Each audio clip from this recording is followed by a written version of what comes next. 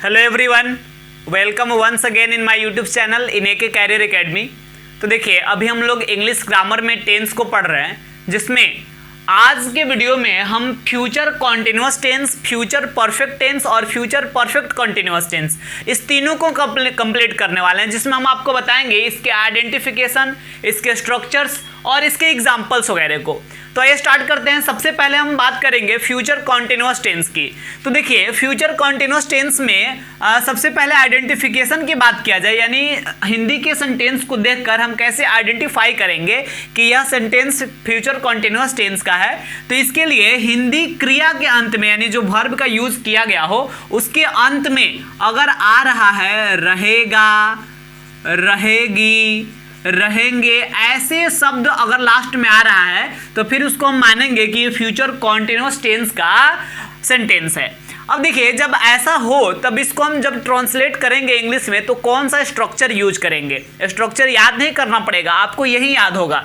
तो देखिए, यहाँ पे हम करेंगे क्या, सबसे पहली चीज की सब्जेक्ट का तो यूज हमें करना ही है, और चूंकि ये फ्यूचर में होने वाला कार्य है इसलिए हमें शैल या विल का भी यूज करना है। सब्जेक्ट प्लस शैल या विल। अब इसके बाद हम आपको बताए थे कि कॉन्टिन्यूअस टेंस चाहे जब भी आएगा, प्रेजेंट कॉन्टिन्यूअस, पास्ट कॉन्टिन्यूअस या फ्यूचर कॉन्टिन्यूअस, चाहे परफेक्ट कॉन्टिन्यूअस भी हो, तो ऐसे स्थिति में कॉन्टिन्यूअस कहीं भी आप देखेंगे तो इसका मतलब इसमें आपको वर्ब फोर का यूज करना है, ठीक है। और यहाँ देखिए, शैल या विल ये क्या है भाई, तो ये हेल्पिंग वर्ब है, सॉरी, और शैल और विल जो है मॉडल ऑक्सिलरी वर्ब के अंतर्गत भी आता है। और याद कीजिए, जब हम मॉडल ऑक्सिलरी वर्ब पढ़ाए थे तो आपको बताए थे कि मॉडल ऑक्सिलरी वर्ब के बाद कभी भी वर्ब वन का यूज होता है। तो ये कह रहा है कि मेरे बाद वर्ब वन चाहिए, और कॉन्टिन्यूअस कह रहा है नहीं, हमको वर्ब फोर चाहिए, तो फिर हुआ गड़बड़। तो इसलिए शैल या विल के बाद हम वर्ब वन दे दिए, वर्ब वन अपने तरफ से लगा दिए, क्या लगा दिए, बी, और फिर सेंटेंस में जिस वर्ब का यूज हुआ रहेगा उसमें आईएनजी लगा देंगे। तो ये शैल विल जब कह रहा था कि वर्ब वन चाहिए तो वर्ब वन दे दिए, और फिर सेंटेंस में जिस वर्ब का यूज किया गया रहेगा उसका वर्ब फोर फॉर्म यूज कर देंगे, तो कॉन्टिन्यूअस का भी इच्छा पूरा हो गया। और फाइनली लास्ट में हम ऑब्जेक्ट का यूज कर लेंगे। और जब इसको निगेटिव बनाना होगा तो आप सबको पहले ही से हम बता चुके हैं कि हेल्पिंग वर्ब जिसका यूज किया गया है उसके बाद में आप नॉट लगा दीजिए, तो बस सब्जेक्ट प्लस शैल या will plus not plus be plus verb four और लास्टली प्लस क्या लिख देंगे, ऑब्जेक्ट। और जब यस नो क्वेश्चन बनाना हो तो आप इस हेल्पिंग वर्ब को बाहर निकाल लीजिए, यानी शैल या विल को बाहर निकाल लेंगे, और फिर क्या बचेगा, subject plus be plus verb four plus object, और लास्ट में क्वेश्चन मार्क दे देंगे। और फिर WH क्वेश्चन के लिए आप WH वर्ड्स को बाहर निकाल लीजिए, WH वर्ड्स, और चूंकि ये भी क्वेश्चन ही है इसलिए शैल या विल को भी बाहर निकालिएगा, plus subject plus be plus verb four plus object. तो ये रहा प्रेजेंट और फ्यूचर कॉन्टिन्यूअस टेंस का स्ट्रक्चर। अब देखिए, कुछ एग्जांपल्स हम देखते हैं। कल सुबह वह क्रिकेट खेलता रहेगा, तो यहाँ सब्जेक्ट है वह, ही, और ही के साथ विल लगेगा, और यहाँ बी का भी यूज करना पड़ता है, ही विल बी, और खेलना का प्ले, और चूंकि कॉन्टिन्यूअस है तो आईएनजी लगाइए, he will be playing cricket, he will be playing cricket कल सुबह, यानी टुमारो, टुमारो मॉर्निंग, ठीक है। ये हुआ हमारा इसका इंग्लिश अनुवाद। अब देखिए, इसके बाद वह वहाँ रुकी रहेगी, सी, इसके साथ भी विल लगाइए, सी विल बी, रुकना का स्टे, इसमें आईएनजी लगा लेंगे, staying, she will be staying there, वह वहाँ रुकी रहेगी। कल इस समय तक, यानी हम कह सकते हैं टुमारो, टुमारो दिस टाइम, कल इस समय तक, यानी tomorrow this time I shall be, I के साथ शैल लगता है, I shall be watching, watch का verb four, watching the movie, कल इस समय तक मैं मूवी देखता रहूंगा, ठीक है। इसके बाद है जब वह घर पहुंचेगा, यानी व्हेन ही, आपको हम पहले ही बता चुके हैं कि जब कंडीशनल सेंटेंस आता है तो कंडीशनल सेंटेंस में ये देखिए आप, ये कंडीशन यही है कि जब वह घर पहुंचेगा, यही कंडीशन है। तो कंडीशन जिसमें जुड़ा हुआ रहता है उसको सिंपल प्रेजेंट में ही बनाते हैं। When he arrives when he arrives home, जब वह घर पहुंचेगा उसकी बेटियां पढ़ती रहेगी, यानी हर डॉटर्स, और यहाँ विल का यूज कर लीजिए, विल बी रीडिंग। ठीक है, तो ये रहा आपका प्रेजेंट फ्यूचर कॉन्टिन्यूअस टेंस। अब आइए फ्यूचर परफेक्ट टेंस को भी समझाते हैं। देखिए फ्यूचर परफेक्ट टेंस की अगर बात किया जाए तो सबसे पहले आइडेंटिफिकेशन, यानी हिंदी के सेंटेंस को देखकर हम कैसे आइडेंटिफाई करेंगे। तो देखिए जब हिंदी के वर्ब के अंत में, हिंदी क्रिया के अंत में आपको दिखेगा ऐसे स्ट्रक्चर चुकेगा या चुकेगी या चुकेंगे, ऐसे शब्द जो है अगर आपको दिखे, या ऐसे भी हो सकता है चुका होगा, या आप ऐसे भी देख सकते हैं इसमें चुके रहेंगे। तो जब इस तरह से आपको दिखेगा हिंदी क्रिया के अंत में, तो आप इसको मानेंगे कि ये फ्यूचर परफेक्ट टेंस है। ठीक है, अब देखिए इसका स्ट्रक्चर भी आपको याद नहीं करना पड़ेगा। क्या है, पहले तो सब्जेक्ट आप लिखेंगे, और चूंकि फ्यूचर टेंस है तो फिर सैल या विल का तो यूज होना ही है इसमें। फ्यूचर टेंस में सब्जेक्ट प्लस सैल या विल, और प्लस फिर यहाँ पे हम यूज करेंगे हैव। और हम आपको पहले ही बताए थे कि जब परफेक्ट टेंस की बात आती है तो परफेक्ट टेंस में हम वर्ब टू हैव का यूज करते हैं, यानी हैव, हैज या हैड का। तो देखिए प्रेजेंट टेंस में जब हम लोग पढ़ रहे थे, प्रेजेंट परफेक्ट टेंस जब पढ़ रहे थे तो वहां यूज किया हैव या हैज। जब पास्ट परफेक्ट टेंस पढ़े तो वहां यूज किया हैड। और चूंकि यहां सैल और विल तो ऑलरेडी लग ही चुका है हेल्पिंग वर्ब के रूप में, और फिर इसके बाद इस तीनों में से कोई एक चुनना पड़ेगा, क्योंकि परफेक्ट टेंस में इस तीनों में से कोई एक रखना पड़ेगा। तो आप सैल और विल का यूज कर ही लिए, तो अब केवल हैव का ही यूज करेंगे। और ये याद रखना है कि सैल या विल के बाद केवल हैव का यूज होता है, हैज का यूज नहीं होता है। ठीक है, और प्लस वर्ब 3, क्योंकि परफेक्ट टेंस में तो वर्ब 3 हमेशा लगता है, और प्लस ऑब्जेक्ट। ठीक है, और जब इसका निगेटिव बनाना होगा तो सब्जेक्ट प्लस सैल या विल, और यही हेल्पिंग वर्ब है सैल या विल, इसके बाद में नॉट लगा देंगे, और plus have plus verb 3 plus object. फिर इसके बाद क्या होगा, यस नो क्वेश्चन में सैल या विल को बाहर निकाल लेंगे, तो हो जाएगा सैल या will plus subject plus have plus verb 3 plus object, और लास्ट में क्वेश्चन मार्क दे देंगे। WH क्वेश्चन के लिए आप WH वर्ड्स को बाहर निकाल ले, WH वर्ड्स प्लस सैल या will plus subject plus have, और फिर lastly plus verb 3 plus object को लिख देंगे। तो इस प्रकार काफ़ी आसान है फ्यूचर परफेक्ट टेंस के स्ट्रक्चर्स को भी याद रखना। अब देखिए यहाँ हम बात करते हैं इसके कुछ एग्जाम्पल्स की। एग्जाम्पल से आपको ज़्यादा क्लियर होगा ये स्ट्रक्चर।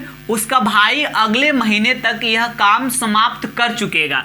इसको जब आप ट्रांसलेट करेंगे तो क्या होगा, उसका भाई यानी हिज ब्रदर, और यहाँ आप चूंकि हिज ब्रदर ये थर्ड पर्सन है, यहाँ पे विल का यूज आप करेंगे, हिज ब्रदर विल, और विल लगाएं या सैल लगाएं कोई फर्क नहीं पड़ता, हैव तो लगाना ही पड़ेगा। हिज ब्रदर विल हैव, समाप्त करना का फिनिश, और चूंकि वर्ब 3 का यूज करना तो फिनिश्ड कर दीजिए। फिनिश्ड यह काम क्या हो जाएगा, फिनिश्ड दिस वर्क, और कब तक, अगले महीने तक, तो by next month, by the next month, यानी अगले महीने तक। अब देखिए जो तक शब्द का यूज किया इसके लिए हम बाई लिखे हैं, काम समाप्त कर चुकेगा, यानी finished this work by the next month, यानी अगले महीने तक। नेक्स्ट कह रहा है वह शाम तक घर वापस आ चुकी होगी।